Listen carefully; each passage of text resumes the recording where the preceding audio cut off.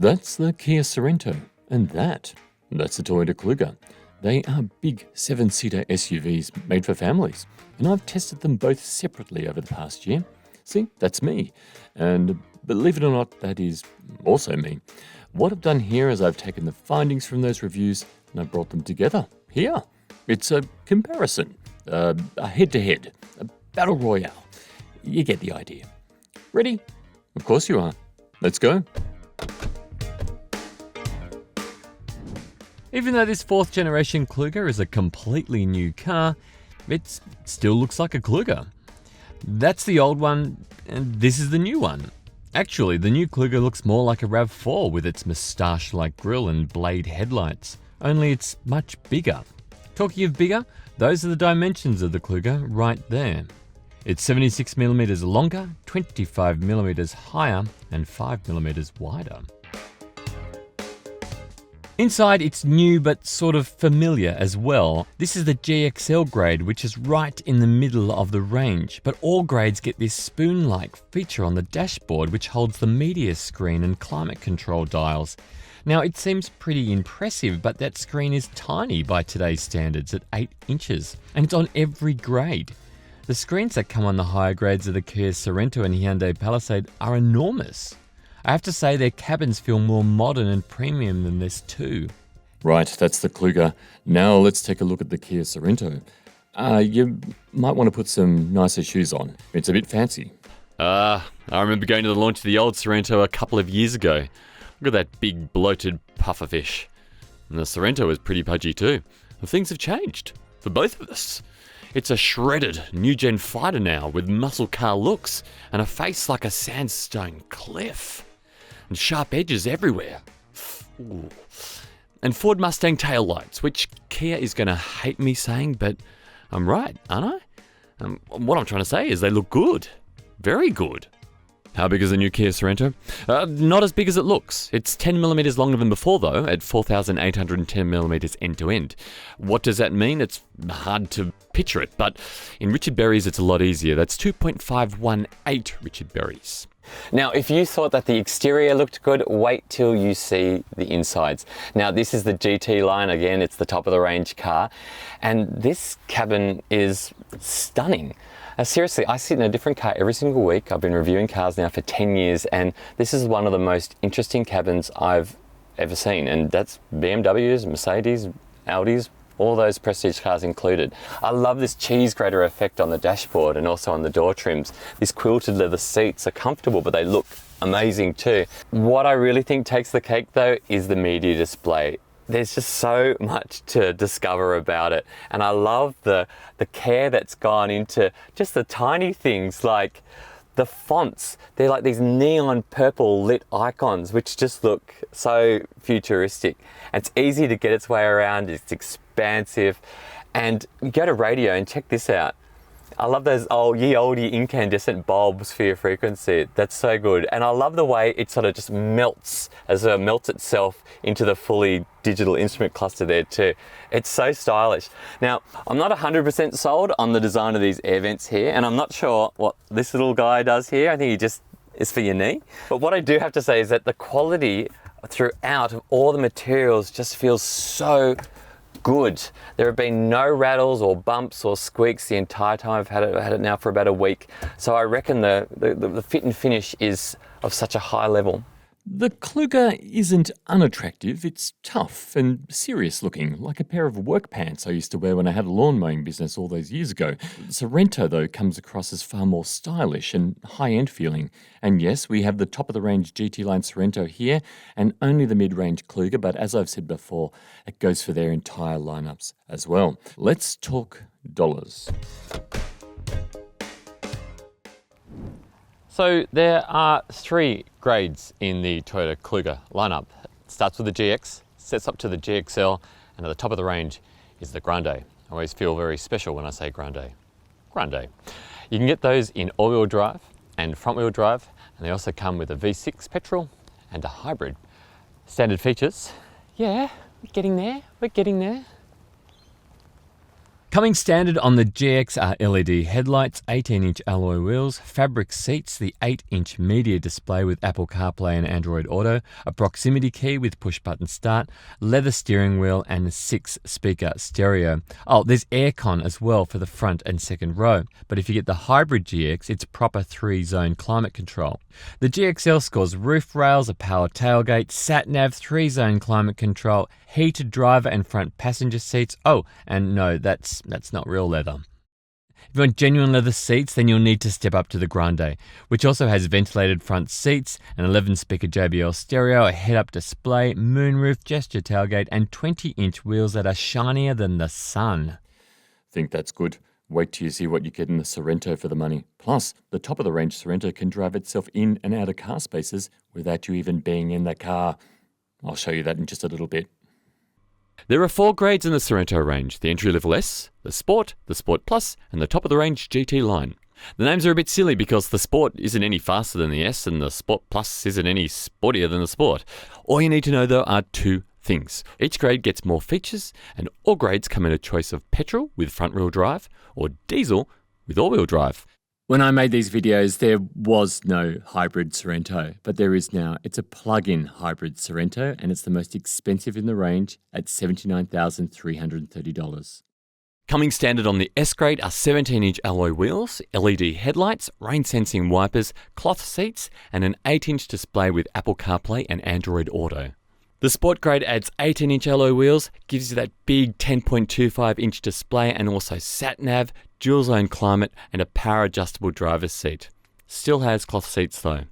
Ooh, things are getting pretty spesh with the Sport Plus grade, so there's all the sports features plus 19-inch alloy wheels, leather seats, they're heated up front, proximity key with push-button start, power tailgate, privacy glass, LED taillights, and remote engine start. And at the top of the Sorento tree is the GT line, which we have right here, and that gives you 20-inch alloy wheels, quilted Napa leather seats, 12.3-inch digital instrument cluster, mood lighting, 12-speaker Bose sound system, head-up display, wireless phone charger, and a panoramic sunroof. Oh, the Sorento not only costs less than the Kluger, but you also get more and even better features across the entire range, especially as you climb higher towards the top of the lineup, with stuff like the wireless charging, a head-up display, and the enormous media screen. Let's start with the Kluger. Like in the previous model, the Toyota Kluger comes with a V6 petrol engine. It also has an 8-speed automatic transmission. That's pretty good. But the big news is that for the very first time, the Toyota Kluger comes with a hybrid system. That's it right there. It comes with a 4-cylinder petrol engine and an electric motor. Actually, there's 3 electric motors on the hybrid, 2 at the front axle and 1 at the rear, and that means every Kluger hybrid is all-wheel drive. Oh, and it's not a plug-in hybrid. No, the batteries recharge when you step on the brakes. But the brake towing capacity for both the V6 petrol and the hybrid is 2,000 kilos. Now the car that we have here today is the diesel. It's a turbo diesel 4-cylinder. Those are the outputs right there. It has a dual clutch automatic transmission. It's an 8-speed and it's an all-wheel drive as well. If you want a petrol, there's a V6 petrol, but all petrols are front-wheel drive and they don't have a dual clutch transmission. They have a regular torque converter, 8-speed automatic transmission. Those are the outputs right there.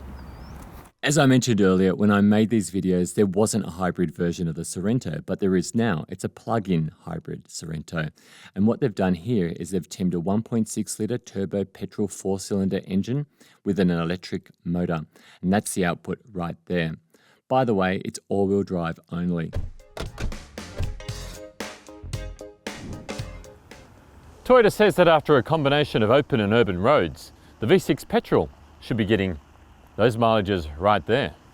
As you can see, not much point choosing the front-wheel drive if you're looking to save fuel. Their mileages are almost identical. If you're looking to save fuel, go the hybrid. That's what Toyota says you should get right there. We tested it. That's what we got. Somebody needs to test him. Now, let's see how the Sorento does. Kia says that after a combination of open and urban roads, the V6 petrol should use 9.7 litres per 100. Now, this isn't the V6 petrol, this is the diesel, it's the GT line, it's the 4-cylinder diesel. They say that you should get 6.1 litres per 100 after a combination of open and urban roads. Well, we've been living with this for a week and I've been using it just as you will. I've done the daycare drop-offs, the shopping centre runs, the motorway miles. I covered, 195.1 kilometres. And at the end of it, I filled it all the way back up to full again. I think we put in 18.58 litres and that comes out at 9.5 litres per 100. That's pretty thirsty, and my bet is the V6 petrol is also going to be pretty thirsty too. As for the Sorento hybrid, Kia says it should use just 1.9 litres per 100 kilometres. That is outstanding. The Kluger is about 15 centimetres longer than the Sorento, which is the length of your phone. I've checked. Kia, though, has used a smaller space cleverly. But let's start with the Kluger first. Like I'm pretty big. I'm 191 centimeters tall, and I've got a 2 meter wingspan. I can actually put my hands outside both sides of the car at the same time. But there aren't many cars where I feel tiny in, and I feel minute in the Kluger. The cabin is enormous. In fact, it's so big that when I sit here in the driver's seat, my elbow doesn't even reach the armrest. It just goes straight down. I feel like it's a giant's car. Storage is quite good. There's bottle holders here in the door, which are good for bottles. And I love this center console bin. It can just fit so much stuff. There's room for a dolphin and a beach towel there, a child's sneaker, snake, binoculars. That's not mine. It's massive. But let me show you the back, actually, in terms of legroom. Second row. Let's go. Oh. Oh. Right, there we go. Now, this seat's in my driving position, and check out this. That's outrageous legroom. Now in the back here, we've got a really flat floor which goes across. We've got air conditioning controls in the back as well. And storage back here is really good too. We've got door pockets for carrots in the back. We've got cup holders for dinosaurs, and everyone that's got kids know that these don't just hold cups, they also hold shells and rocks and all that type of thing. There's also mat pockets here. I'm really sorry again, I haven't taken my son's child seat out either. He's been sitting here, but you should also know that the smaller section of the seat on the curb side folds forward to let people into the third row, which is a lot easier than having to slide forward the larger of the sections on the curb side. But let me show you the third row now. You'll be surprised. Actually, I'm going to move this seat forward a little bit, and like so. Where is it? There it is there. So my knees still aren't touching, but watch this. And get into the third row.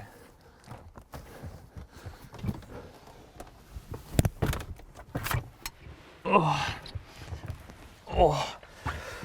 Okay, so third row. Yeah, it's not very good. It's not very good for me, not at 191 centimeters tall. It's gonna be fine for kids. And hey, look, if your kids are as tall as me, then it's time for them to get their own car, right? But back here, you've got two cup holders on both sides. You've got air vents on either side as well. Ooh. Oh, what the hell? That reminds me, let me show you the boot.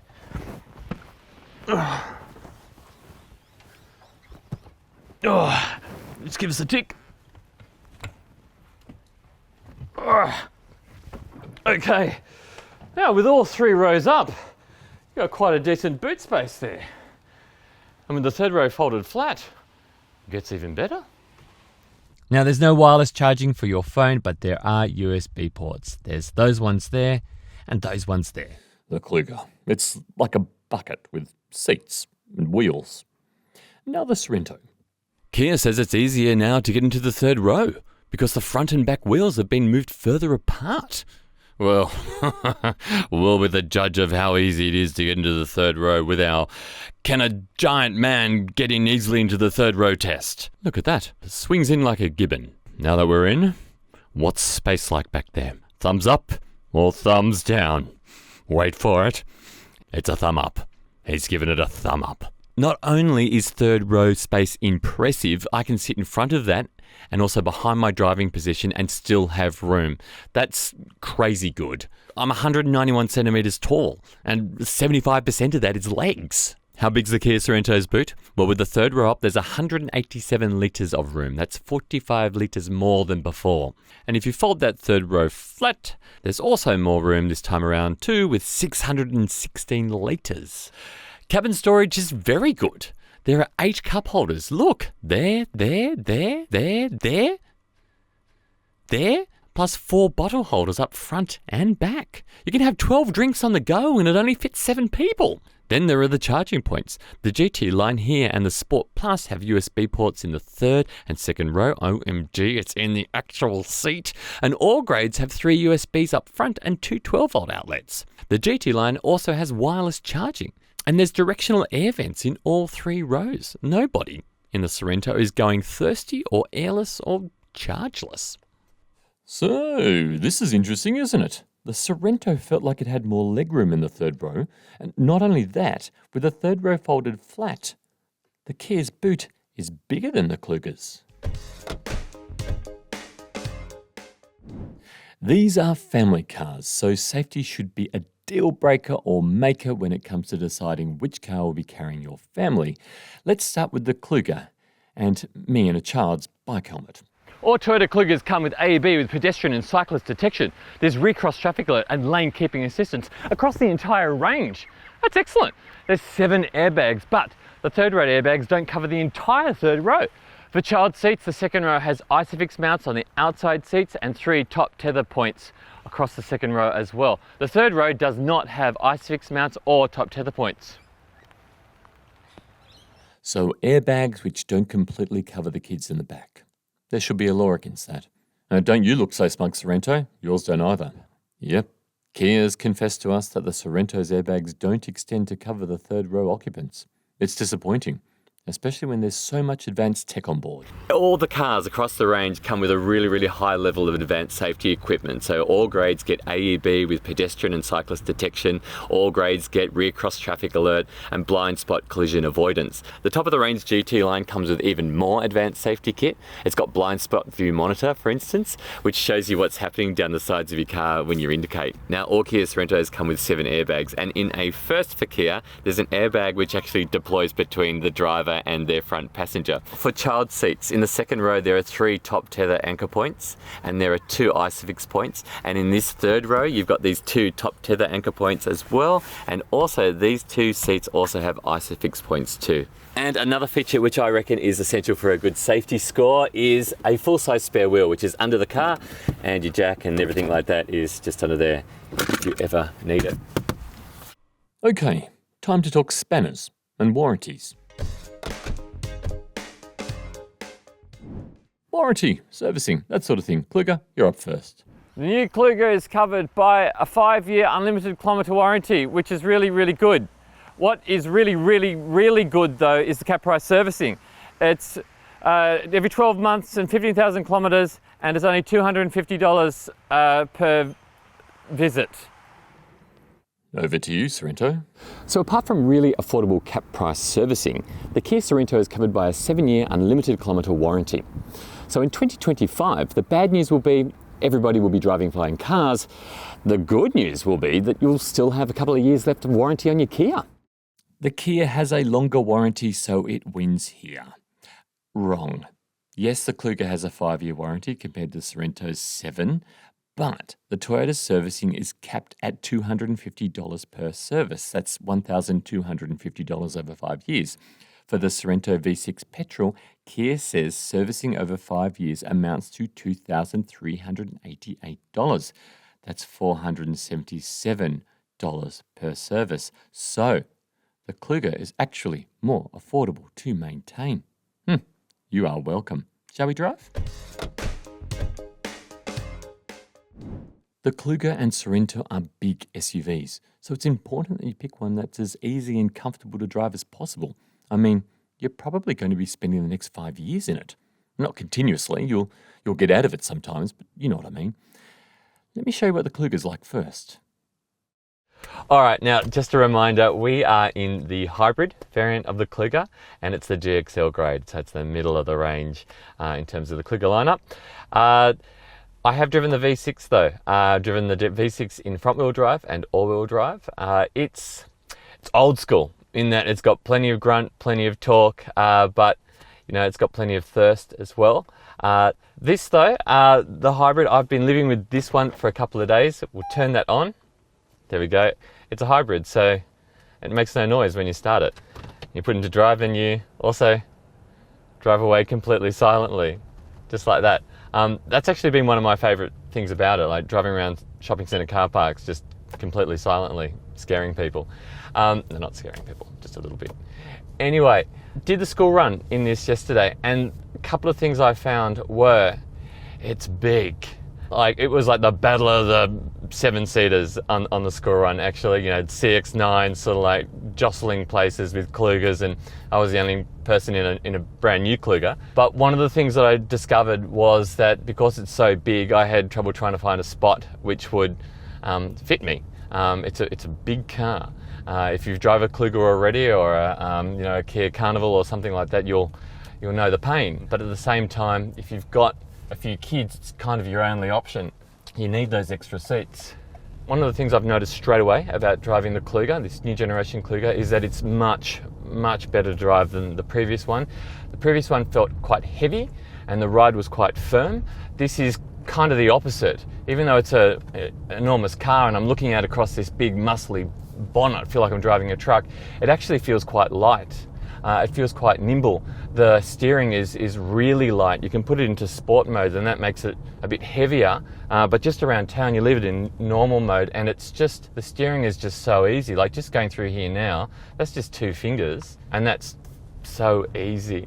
It's also really accurate. You're so big you feel like you're going down the Suez Canal in a big freighter ship, but at the same time the steering is so accurate that it doesn't wander. Like some SUVs that you drive they kind of sort of meander like a cow all over the street. But this is really direct and accurate steering. I quite like it. Now, in terms of the ride, it's different from the old one in that it feels a lot more comfortable, but it's a little bit more floaty, so it doesn't feel as sporty to drive. But I think for the city, this hybrid is perfect. If you are worried about the hybrid not having the same grunt as the V6, well look, it's not a sports car, but at the same time, if you've driven a hybrid before, you'll know that when you're cruising along just like this, you can dab the accelerator and the electric motor as these little electric shoves to your progress, and it's quite satisfying. And acceleration is not too bad in the hybrid at all either. So the big takeaways from the driving experience here is that the new Kluger is easy to drive and it's enjoyable to drive and better to drive than the last one. Okay, Sorento time. Now, just a reminder, we are in a diesel. It's the GT line diesel. So for now, I'm going to tell you what the diesel's like to drive. Now, look, it is a bit noisy, but not on the inside. The cabin is really well insulated, actually. You can still hear it, there's no doubt about it. It is a diesel. It's not overly intrusive, so that's a good thing.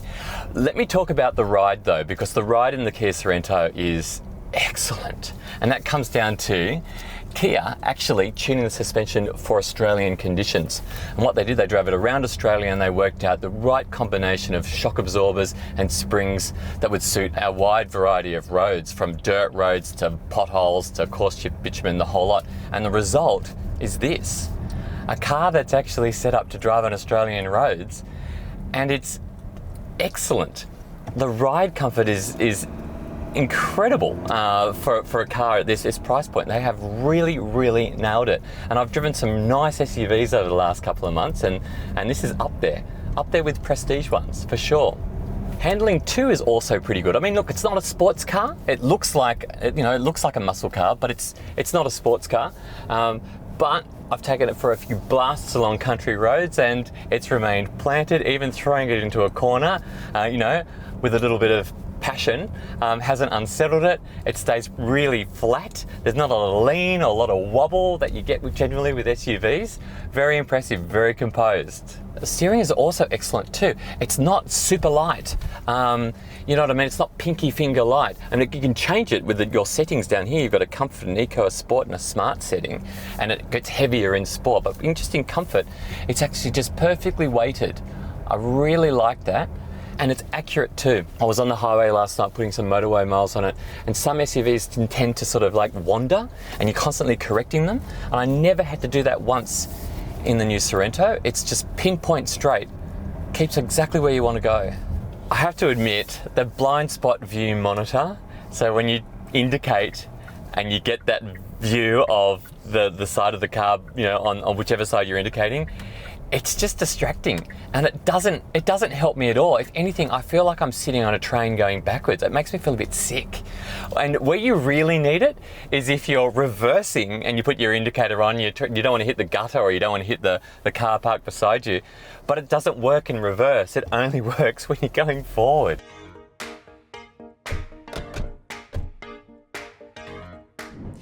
Okay, the Toyota Kluger versus Kia Sorento. Who is the winner in this 7-seat arm wrestle? Well, they're both spacious and they're both practical, but the Kluger is better to drive. Then again, the Sorento looks and feels so much more higher end, and the tech, especially in the upper grades with the big screens, is excellent. The Kia has a longer warranty, but the Kluger is more affordable to service. The Sorento plug-in hybrid is way more fuel efficient than the Kluger hybrid, and the Kia is also better value. You get more for your money. So it's close, but the Sorento just beats the Kluger here. Here's a fun fact for you. You know, the Sorento is named after a place famous for its killer mermaids. It's true. Look it up. Fun fact for you. The Kluger. It's called the Highlander everywhere else in the world, apart from Australia. You're not allowed to call it the Highlander here. That's because Hyundai own the Highlander name. There you go. Impress your friends.